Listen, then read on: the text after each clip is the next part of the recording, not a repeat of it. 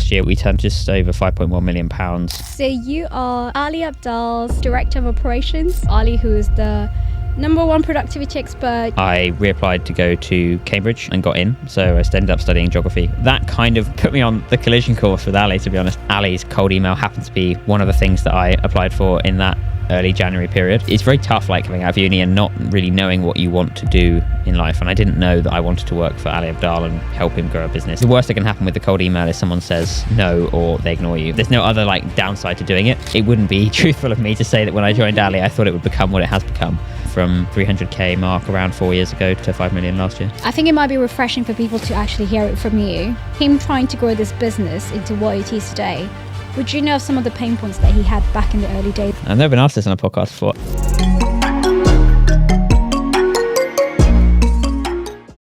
Angus Parker, welcome to the podcast. Thank you very Welcome much. to Figuring It Out. So you are Ali Abdaal's, what do I call it? Chief of Operations, Director of Operations? Yeah, I mean, multiple different titles. We don't really care about titles, but yeah, I go by a lot of different names. But Okay. yeah, essentially just running the business. Okay, so from what I've seen, Director of Operations. Yep. So Ali Abdaal's Director of Operations. So Ali, who is the #1 productivity expert. You guys are close to 5 million of subscribers now, or yeah, over 5 million. Yeah. over 5 million. And then he said in an interview with Colin and Samia that there was a particular year where he's made 5 million of revenue. Yep. From YouTube. I mean, we've got a team now. So we've got a team of 20 behind us. And yeah, last year we turned over just over £5.1 million from the whole business. Mm-hmm. So I wouldn't say that just YouTube necessarily, but fundamentally the business is built off the back of the YouTube channel. So yeah, you could attribute it all to YouTube, but it's a combination of a number of different sort of revenue streams. And yeah, it's grown from around the sort of 300k mark around 4 years ago to 5 million last year. Mm-hmm. So obviously we all love Ali.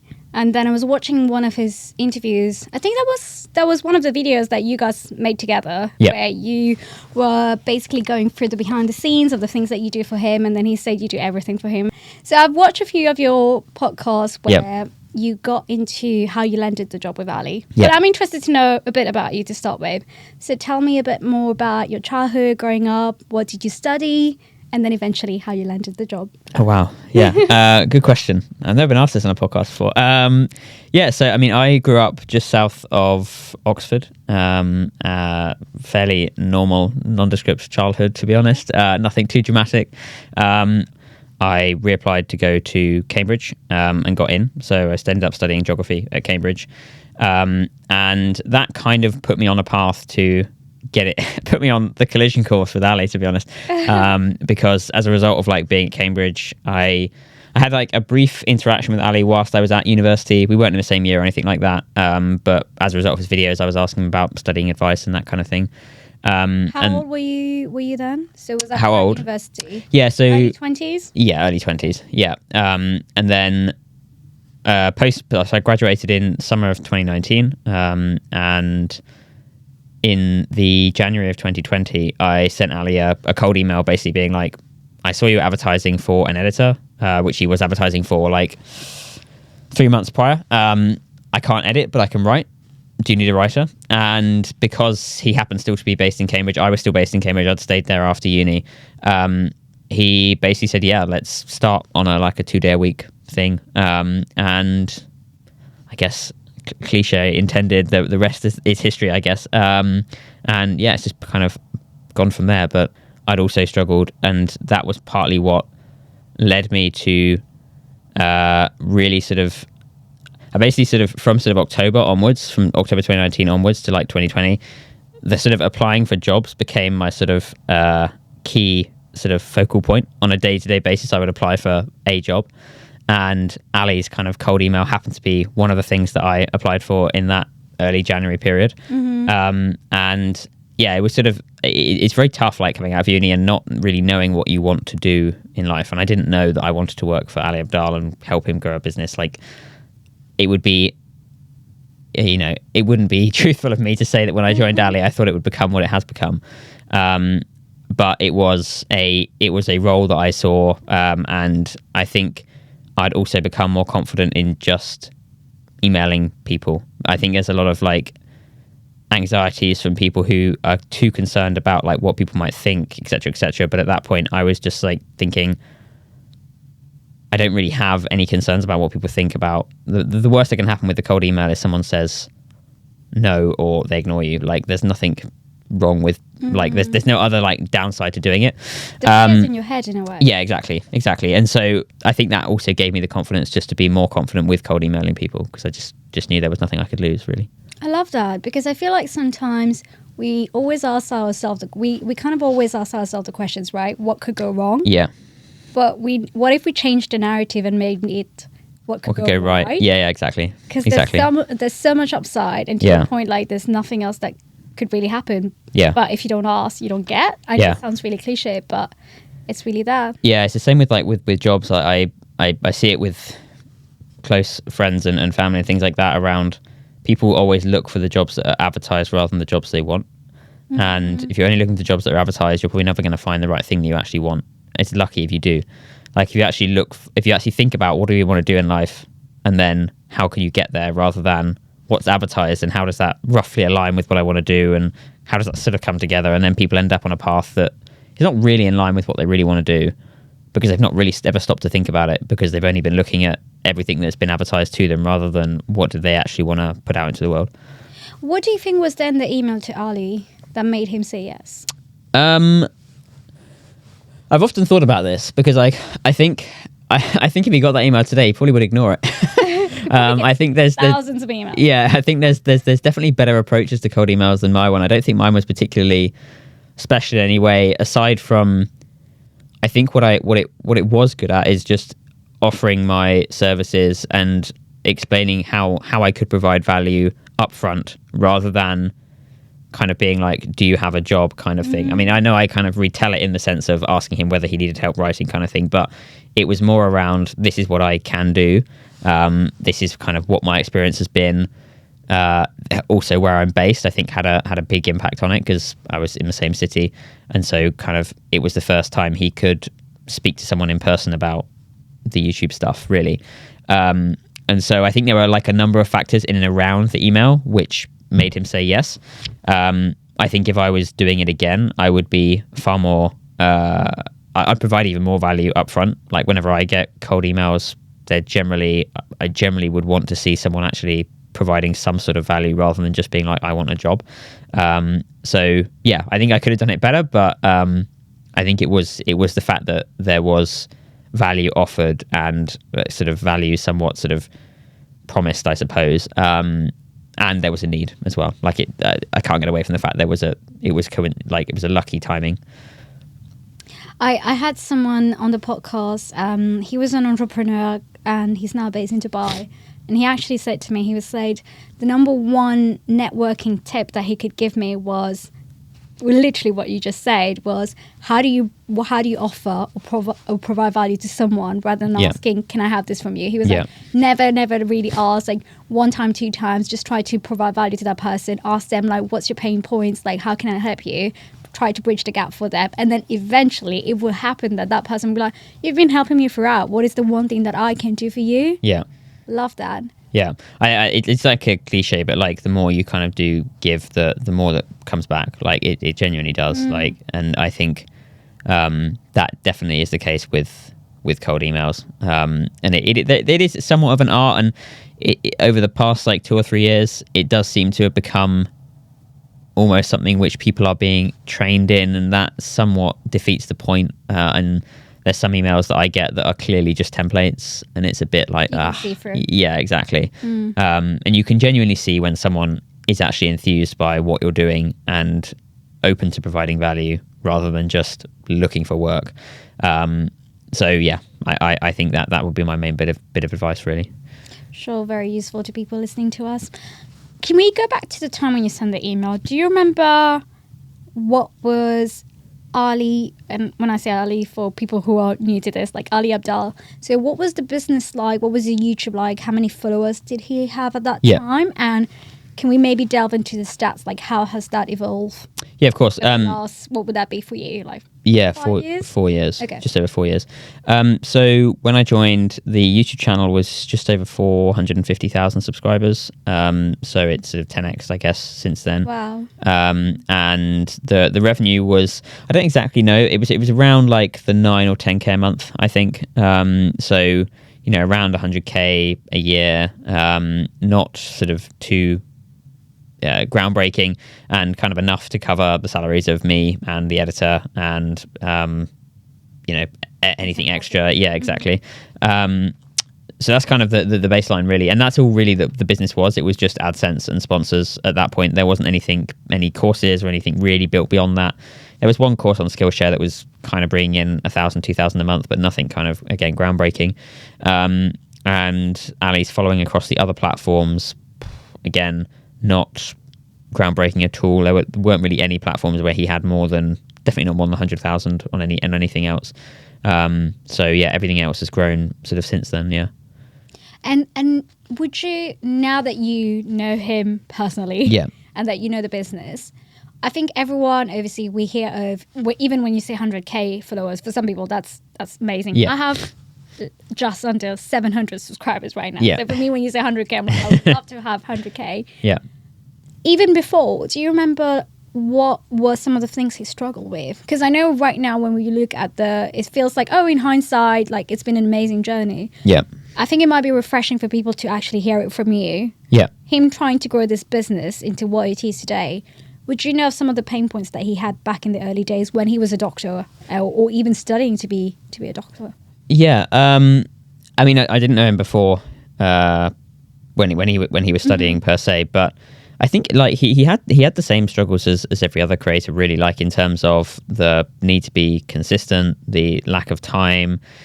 What's kind of somewhat ironic is that, like, I think it's become harder to film videos the more time he's actually had.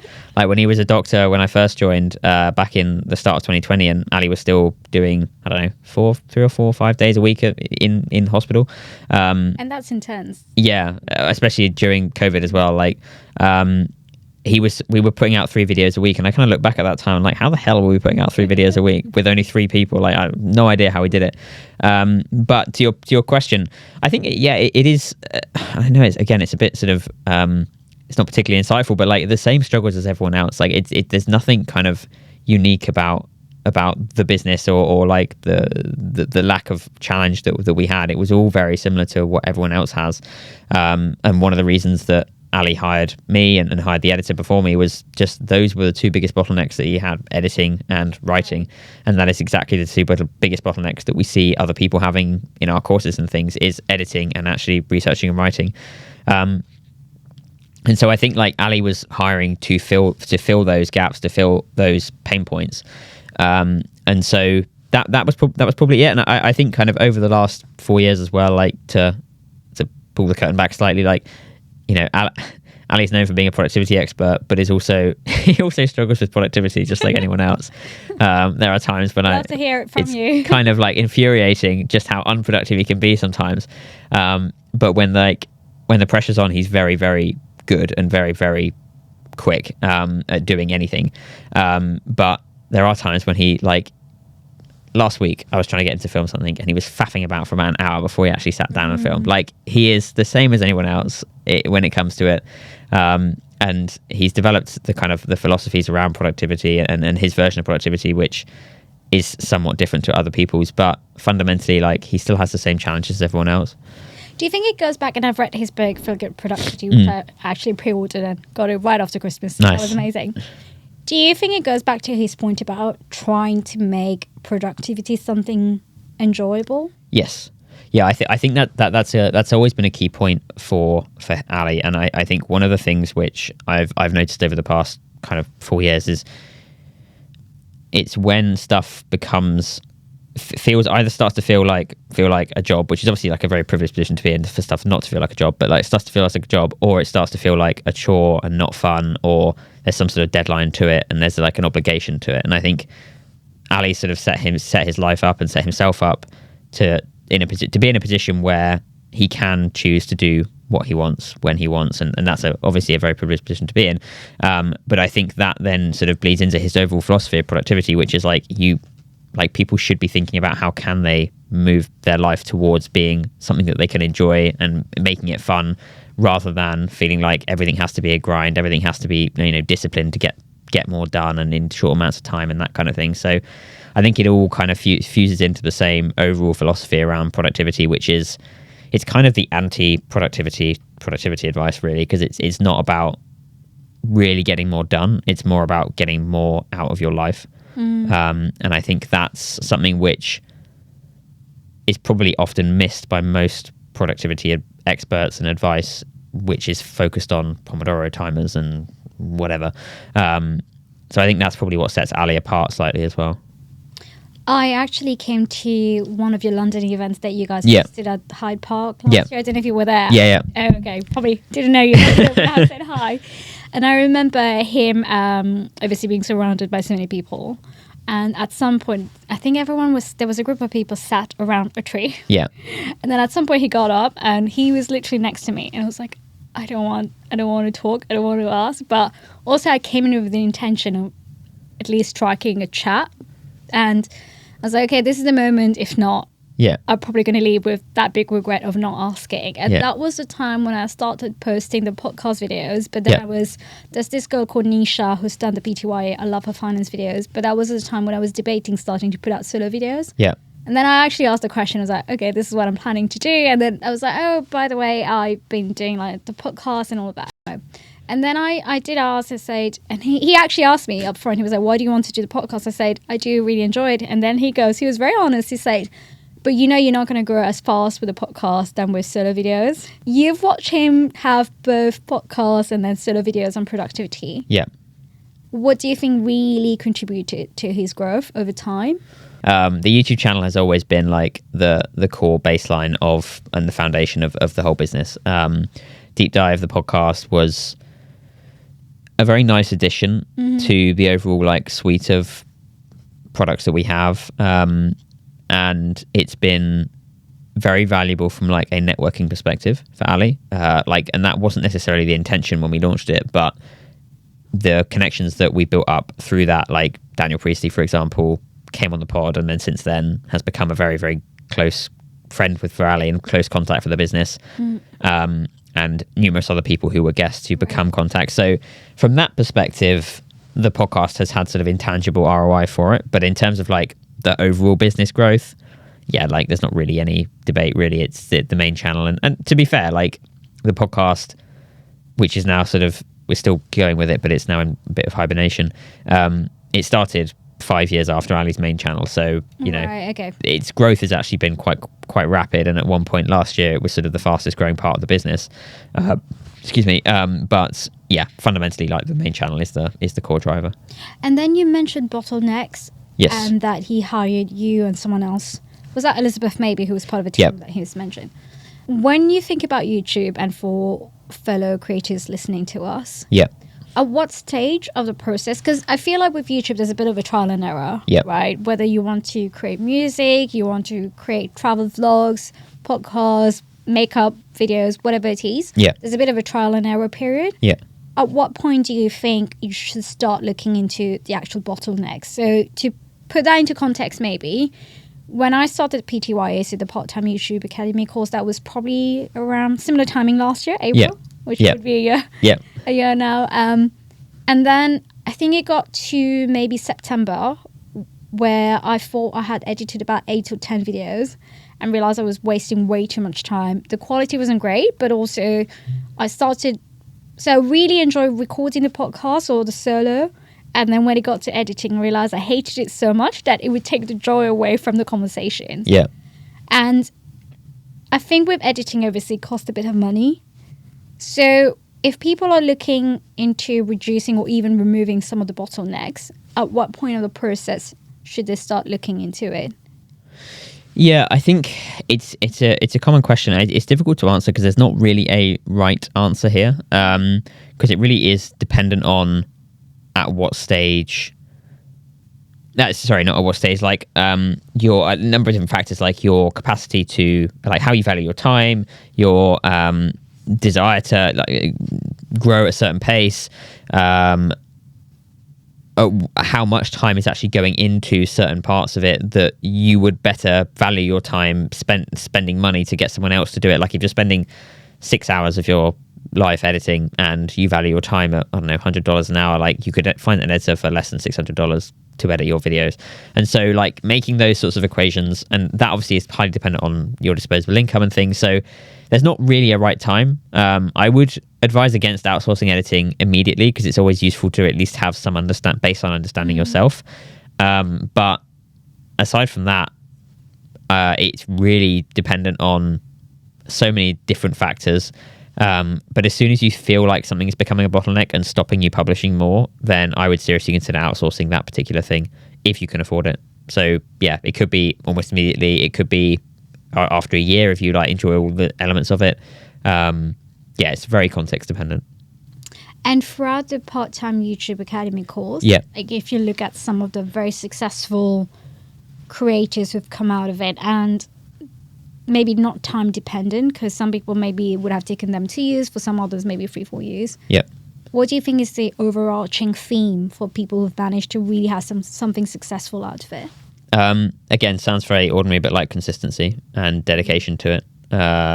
People who publish videos, like good videos, and what I mean by that is just like people who are actually thinking about making those 1% improvements every week, but publishing every week since they've kind of taken the course, and over time, those are the people who have succeeded.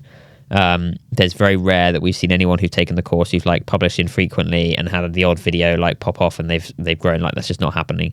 The only people who succeeded, whether it's like, you know, Elizabeth, there's loads of other people, but she's the immediate one that came to mind.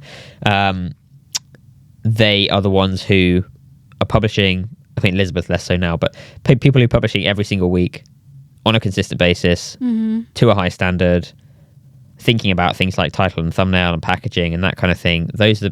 It's doing the basics right, really. The problem is people kind of either take the course and don't implement it, or they get distracted, or they have life going on, and that's kind of understandable, totally understandable.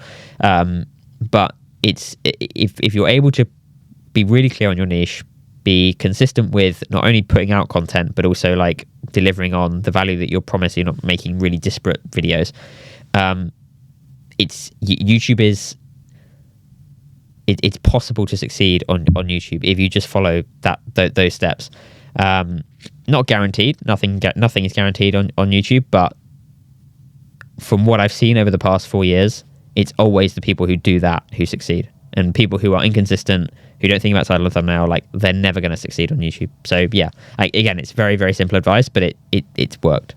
It sounds like the consistency, which is then a question of discipline, right? Yeah. It goes back to the person, because no one's going to do the work for you. Yeah, pretty much.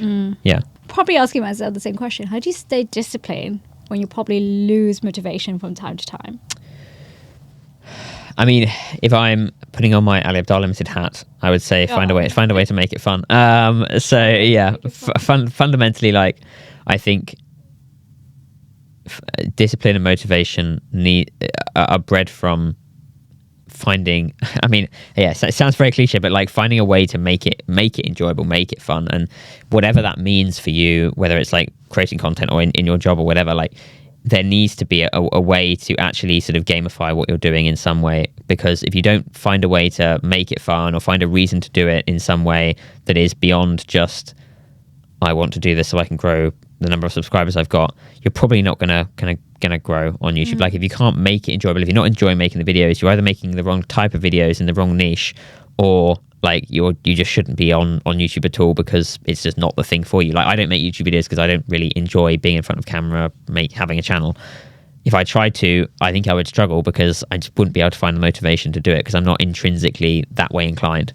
So I think there's a combination of different things, but again, putting my Ali Abdaal hat on, it does come back to just trying to find a way to make parts of it parts of it enjoyable, or gamify some of it, so that you don't need to feel like you're kind of grinding through this kind of difficult, discipline required effort kind of thing. It's fundamentally, like especially if you're doing it as like a hobby, it should be fun. Like, it shouldn't feel like a job. True. If it starts to feel like a job and it starts to feel like something which is, you know, not actually filling you with energy and passion, then I feel like you're going down the wrong thing. It's so interesting to see that you think, well, that you don't enjoy being in front of camera is one thing. Yeah. But imagine if you had, even in your title, like Ali Abdaal's CEO reveals the behind the scenes type of thing. Yeah. I think that would really work. Yeah. Yeah. I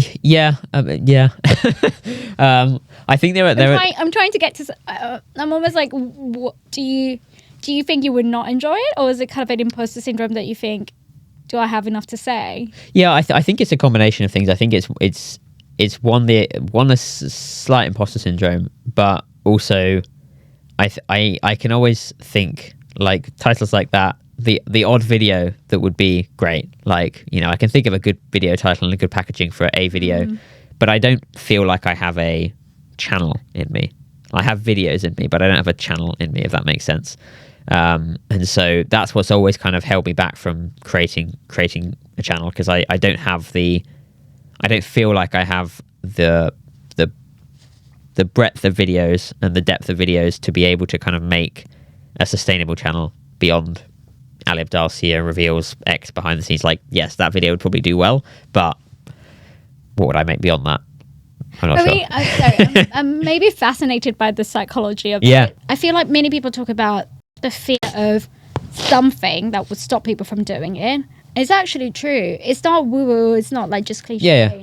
People actually fear either, well, there's the fear of failure, but there's actually the fear of judgment. Yeah. And I think I can empathize with it, like, significantly. Like, I've always wanted to try to grow some of my social profiles, whether it's LinkedIn, Twitter, that kind of thing. But I do still have that fear of, like, what, do I actually have anything valuable to say? Like, anything really? And so I have exactly the same thing to a certain extent with those. And it's always been a case over the past, like, 4 years, as I've taken on more responsibilities and now running a business that's, said earlier, like, turning over like 5 million. I've kind of lost sight. Those numbers don't really mean anything to me, but I still feel that, like, imposter syndrome of what do I know? Like, do I, like, you know, I've learned all of this on the job. So it still feels like there's going to be a moment when it's like, people always use that example of, like, one day you're sort of tapped on the shoulder and, you know, revealed to not know anything. Well, it still feels like that to a certain extent. Like, you're always learning, and I always feel like, because I built up the knowledge over the past 4 years, because of that slow build up of knowledge, you don't appreciate how much you have learned and how far, like, I have come over those 4 years from, like, that initial email that I sent to Ali. And that only kind of fuels the imposter syndrome, because then you're like, well, I haven't learned anything. Like, I know this exactly the same as I did 4 years ago, when in reality I haven't. But that's, like, the story that you tell yourself, which then breeds into the kind of, I don't want to post anything. I don't really have anything important to say. I probably have more to say than I did 4 years ago. I would pretty strong bet about that. But that still kind of doesn't allow me to really push through and actually post something. Do you look back at your journey and think about that email that you sent to Ali? Yeah. In some way, would you say it's changed your life? Oh yeah, like, yeah, for sure. I don't know where I'd be without. Well, I actually don't know where I'd be. It's very interesting looking back at some of these things. Of I'm actually just I'm not religious in any way, but, like, if there is one thing that I'm vaguely kind of spiritual about, is, like, I do think things, like, happen for a reason. And it's weird how that day I happened to remember that I'd seen that advert from Ali for an editor, like, 3 months before. Realised that I'd also contacted Ali the previous year, and so we'd had some kind of thread going. And so when I emailed him on that thread, you went, it was somewhat, like, resurfacing that to his mind, so he knew I wasn't just a randomer. And kind of that was the bit of a social proof there, because I had emailed from, like, a Cambridge Cambridge student email address. And if I hadn't sent that, then I don't. Well, I know what I would have been doing. I'd have been either doing something to do with broadcast journalism or something to do with geopolitics, because I had 2 master's degrees, or 2 offers for master's degrees ready to go. in both of those things at different universities. And so I'd be doing something with that, but I don't know what. Certainly not as fun as this. What's been one proudest moment? What's been the proudest moment? Good question. It's hard to pinpoint one in particular. I think like one recent one, which was not really a moment, but more just a kind of a reflection. 2 weeks ago, we had a team retreat in Turkey, and like the whole team were there. And kind of there was one day when I was just sort of on my own and everyone else was doing stuff, but it did make me kind of sit back and think it's quite cool that we've built this team, which is incredibly close knit, and like the team culture is as good as it ever has been over the past 4 years. And so that was definitely like probably one of my proudest moments, just reflecting on that. The team that we built is as good as it possibly could be, I think, at the moment. And that, although some of it has been incidental and accidental and people have joined and left, and it's got us to a point where, yeah, we're in a stage where we're generating good money, and we've got a team that is very, very close-knit, as I said, and the work is enjoyable and fun. There's an element of that which is just it does fill me with pride of how far not only have I come, but also like the business has come and that sort of thing. So yeah, there isn't really a moment over the last 4 years, but that's probably the most recent time when I've actually felt kind of really proud of the business, I think. And this is not me saying it for the sake of it, but as someone who I signed up to the last PTYA cohort, which was last year. Last year, yeah. And honestly, even to date, every time I've emailed the team, I've always had a response back. Yeah. Or someone would be like, yeah, we'll be happy to help. Or that's actually how I got in touch with you. I'm like, yeah, do you think I could of course. Yeah. possibly have a chat? But there's always been someone replying to me. So no, from the outset and having met the team last year. Yeah, and I think that's also when we've been to conferences and stuff and had feedback from other clients and things around interacting with the team, whenever that's been positive. I mean, it is always positive, it's never been negative, but when that's positive, that's also, feel very proud of the team and the fact that I'm leading that team. And I'm not blowing my trumpet by any stretch of the imagination. We have a very, very good team, and makes my life a lot easier by how good they are. So, yeah. Community seems to be the one thing. Yes. The PTYA, even the Ali Abdaal's YouTube business depends on. Well, depends on is a big word, but you guys have really built a community over time. Yes, and moving forward, it's going to be an even more bigger part of our productivity product. So we opened the sales for that last weekend and sold out in like 48 hours. So community is a massive part of the digital space at the moment, but it will be a big part of our business as well moving forward. Who comes up with ideas such as writing letters after the PTYA course? I've actually got mine here. I was reading my letter yesterday. Mine had something, and it was like, who? I do want to ask you, like, who actually writes? Who writes the letter? I thought it was. I received the letter, and I was like, mine actually went something along the lines of, "We've heard that you've been inspired to keep growing as a creator, and we can't wait to see where your journey takes you." And you had things about, we've been watching your podcast videos and shorts, and it's great to see you post consistently. Like, honestly, I have it in my book, and the days where I do not want to really post, I do glance at my letter from time to time. Oh, that's good. That's really lovely to hear. personal touch. Yeah. Yeah. Well, I don't really want to give away the magic behind that. But it's something we started doing in cohort 1. Like, a lot of these things are kind of incidental. Like, video feedback, for example, was...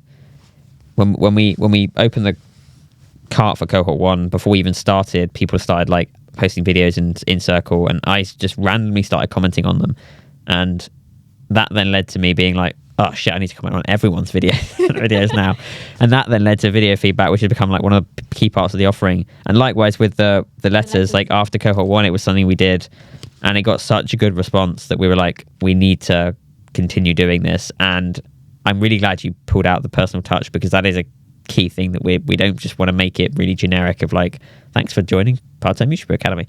Like, there is something actually personal in there, and that's the same for everyone.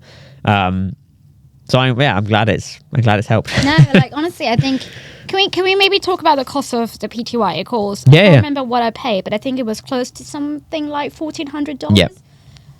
It is an investment. Yeah. And I think sometimes when you're trying to be part of something that not many people will get, in my particular case, I'm part of a corporate world, and trying to explain YouTube and why I've decided to go public on YouTube to someone else wouldn't really make sense. Yeah. And knowing I have somewhat of a community that I can fall back on gives me that sense of validation that I am trying to work for something here in the future. Yeah. And I might not see the results right now, but I think that sense of community, and the letter in this case, really gives me that sense of validation. Yeah. Yeah. No, I mean, that's good to hear. Yeah. And as I said earlier, like it is the community part which has actually surprised us initially in terms of how valuable people found it. Like, again, go back to that first cohort. That's probably the group which is still the tightest out of the 8 cohorts. And I remember when we were planning that first cohort out, we sort of threw out the idea that maybe we could have a circle community, and Ali was like, nah, whenever I sign up to a course, I never partake in the communities. And I was like, yeah, but you're not the average person. You're not like, you don't need kind of emotional support and accountability and that kind of thing. And so we did decide to go with it, and I'm very glad we did, because it became a core part of the offering and of the connections that people have. Like I don't know if you're part of it.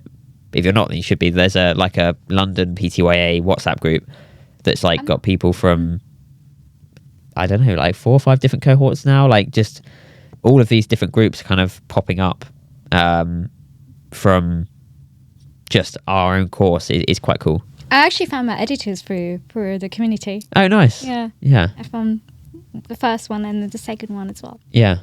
Yeah. So you have the PTYA, Yep. you have overseas AdSense and quite a few things going on. Can we maybe recap some of the revenue streams and which one are the biggest revenue generating ones for him? Yeah, sure. So in 2023, as I said, we turned over 5.1 million. About 60% of that was the YouTube value ladder. So that was the cohort that you were part of, as well as the self-paced course that turned into. So that generated either just over or just under 3 million pounds. And then aside from that, we have sponsorships, which account for about 20% of our revenues. That generated about £1 million last year.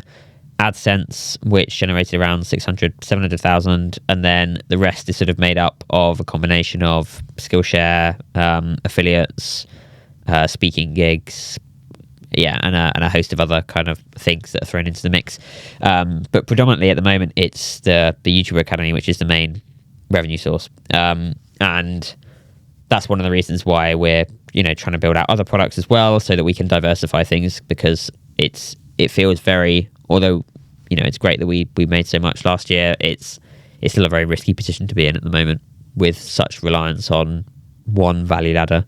Multiple products, but one value ladder. And you have a key person risk as well. Yes, exactly. Mm-hmm. So last year, when we got the last year's accounts through, I kind of did a back of the envelope of sort of revenue that was dependent on Ali turning up, and revenue that was not dependent on Ali turning up, and or he'd filmed it already and didn't need to do anything else with it. And it was about like 2/3 to 1/3 of dependent on him versus not dependent on him. And so my aim over the next like 12 to 24 months is really to shift that ratio the other way. So we have like 1/3 to 2/3 like Ali dependent and non-Ali dependent.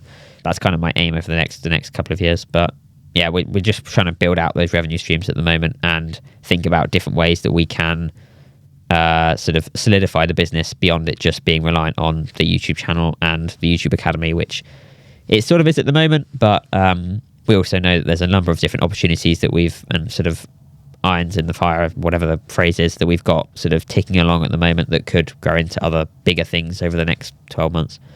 Not everyone listening to us would be after YouTube, after a YouTube channel. Yeah. But I think one of the things that could interest many listeners would be creating a business. Yes. And what do you think, for anyone who has a business or is trying to grow a business, what do you think is the one valuable thing? You mentioned a few risks for the Ali Abdaal business. What is the one valuable asset do you think a business should think about? Is there something that you think Yes. is kind of an evergreen thing that if anything else goes away, you know, one revenue line is not working, COVID happens again, touch wood. Yeah. What do you think is the one thing that will be kind of evergreen to business and is really valuable? I think one thing which is kind of true for both creators, I often say it to creators, but it's true for businesses as well, is like actually owning your audience. And what I mean by that is like having some sort of email list or some way of contacting your audience that's not locked up within YouTube subscribers or Instagram followers. You know, as I said, I often say it to creators who are like have millions of subscribers on YouTube, but they don't have anyone on an email list or anyone on like any kind of community. And if YouTube decided tomorrow if Google decided just to end YouTube tomorrow, highly unlikely, but Talk in the US right now. well, exactly. Like if that were to happen, they lose all of their revenue and all of their ability to make revenue. They lose all their contact. And so for me, our email list is like probably one of the most valuable things we have, and more valuable than the YouTube subscribers. And so I think that's something which I would, for businesses and for creators, is just think about who your customers are and how well you actually know them. Do you know them to the extent that you can easily and contact them? That's beyond just putting out another YouTube video or putting out an Instagram story, because building up audiences in that way or building up customer base in that way is kind of not particularly anti-fragile. And so, yeah, I think that would be the one thing, is just think about who your audience and who your customers are, and ensure that you have a sort of a resilient way of being able to contact them, were a platform or a event to curtail your usual kind of contacting paths, which for us are like YouTube and content and organic socials. But we also, as I said, have this backup of the email list, which is our main revenue driver really when it comes to the actual kind of funnels and things. But it's probably our most valuable asset when it comes to actually knowing who these people are, rather than them just being numbers on a YouTube studio or Instagram data. And I think sometimes maybe having some sort of a freebie as a consumer, I'm thinking about my experience as to when was the time I actually gave away or signed up to something and actually typed in my email address, right? Because these days there's so many things that ask you for your email address and you'd rather not. The many times I've signed up to something was maybe when it was a question of a freebie. And by that I mean, we'll send you a free newsletter on whatever, whether that's market news, whether that's how to invest or something you find interesting. We'll send you a free newsletter every week.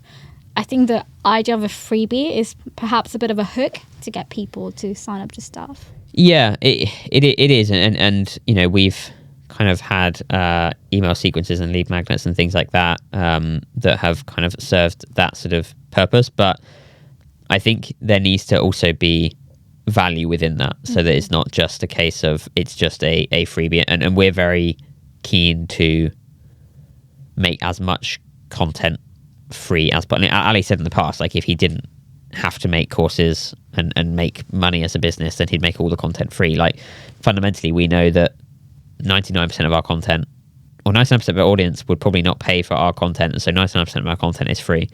And it's like kind of 1% of our content which is paid, which kind of funds the rest of the business. And that's kind of how our business model works. Like, most of our content, the vast majority of stuff that we put out, everything we put out on a daily basis is free. Like YouTube, podcast, socials, like literally everything we put out is free. We have a few courses, and yes, they're kind of high ticket courses and they fund the most of the business at the moment. But like, our core kind of aim and mission to help people needs to kind of be built off the back of an engine which is producing free content, because we're not going to be able to help as many people if everything is behind a paywall.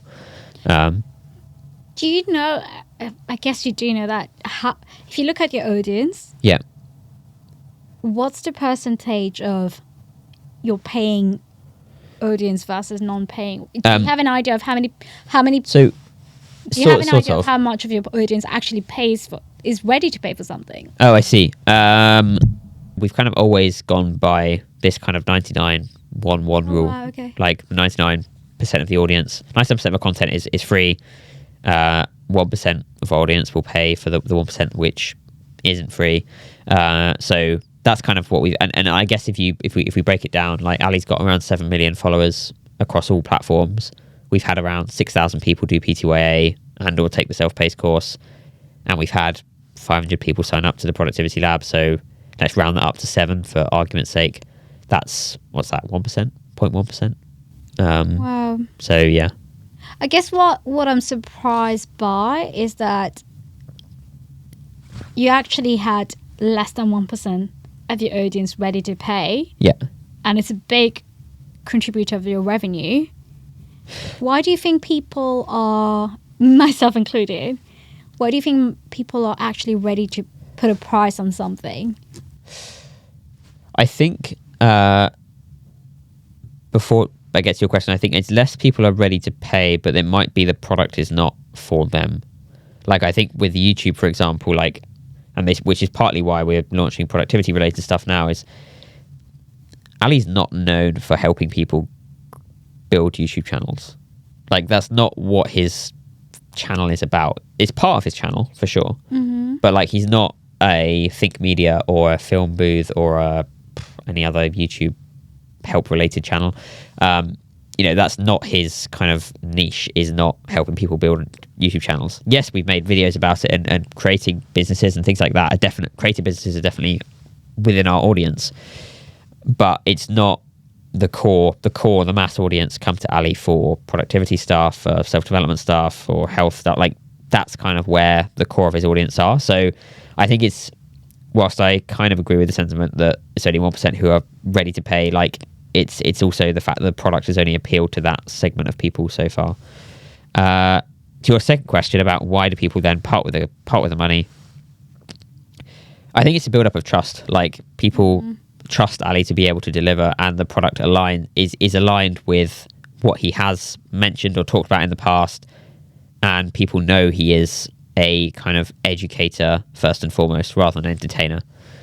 We've seen when other channels try to create courses that are sort of a fraction of the price that ours is, but they're more entertainment based, they've had a massive pushback from their audience, because that's not, the audience doesn't come to them to be educated, they come to be entertained. And I think that's also a factor which plays into it. There's not just a trust element with Ali, but there's a trust in him as a teacher and an educator, which kind of, I suspect, pushes people over the line to be able to part ways with the money to join PTYA or Productivity Lab. Which actually reminds me of when I actually spoke to him last year. Yeah. He brought up the unfair advantage. Yeah. And he did ask me, he was like, what do you think would be your unfair advantage? And he was like, what do you do? And so I kind of gave him a little introduction about myself, like, I work in finance and this is what I do. And he was very quick to, because I brought up Nisha, who I'm a big fan of her videos, and he very quickly said, but you work in finance, there's not many female YouTubers talking about finance, because it's like your big finance bro vibe, right? And then he said that could be something that you could actually tap into. Yeah. And I thought about unfair advantage. True. You sometimes have people who would have been doing something either professionally or could speak of the personal experience. Yeah. But I also think that sometimes you could also learn to teach, and obviously it's just not reading one book and then trying to teach massive people. Yeah. But if you spent, I don't know, the last 2 years reading hundreds of books on finance or self-development and psychology, would you agree that that's also a way of honing a new unfair advantage? Or do you think there's a risk there?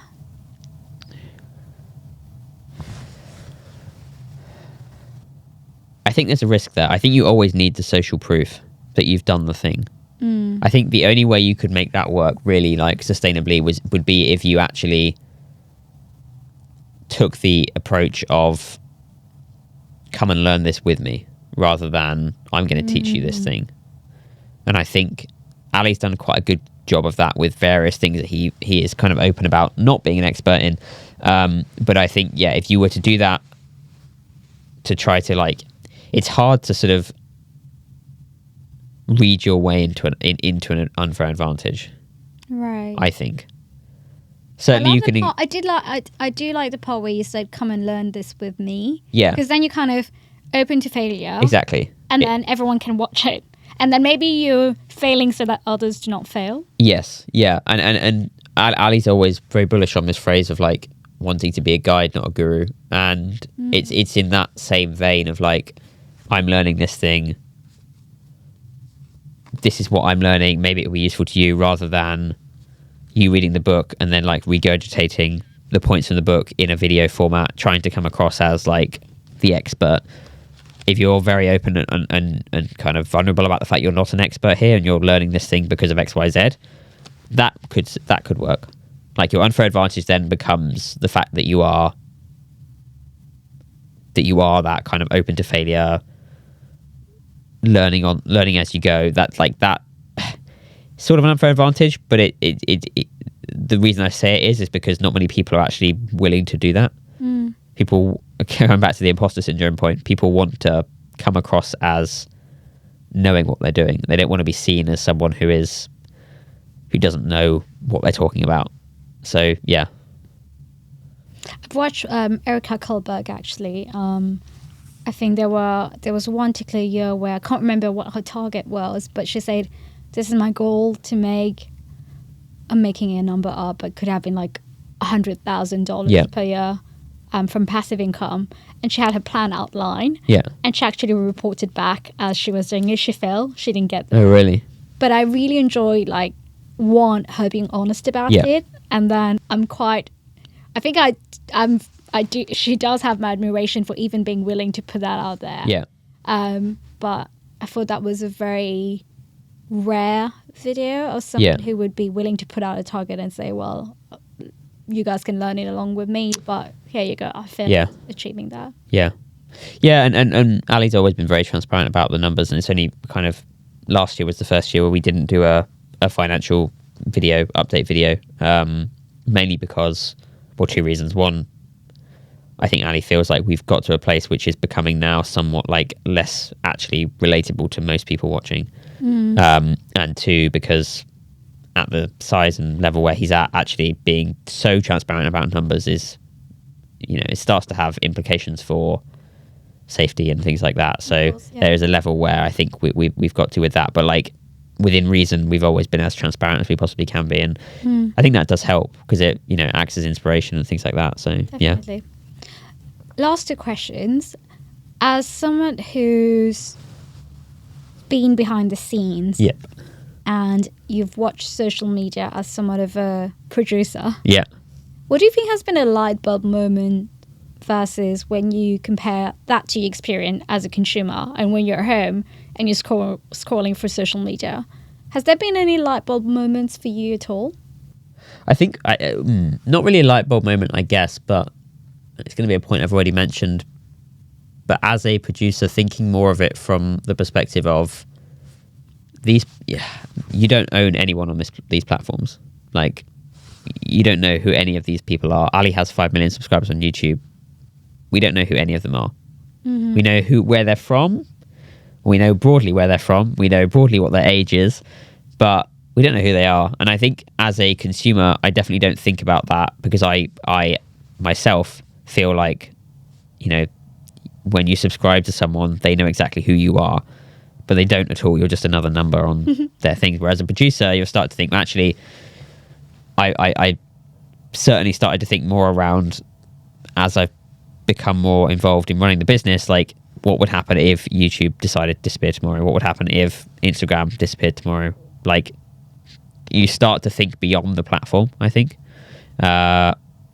Yeah, that's probably my one light bulb moment with social media, is that like fundamentally you don't control anything really, which is interesting. And then lastly, because this chat was going to be about YouTube anyway. Yeah. When you look at all the people signing up for YouTube, and I know at the very beginning, when I signed up for the PTYA Academy, in Ali's first or second video, he did say there are people who will be treating this as a hobby. Yeah. Ask yourself the question, is this a hobby? Is this more of a business? Yeah.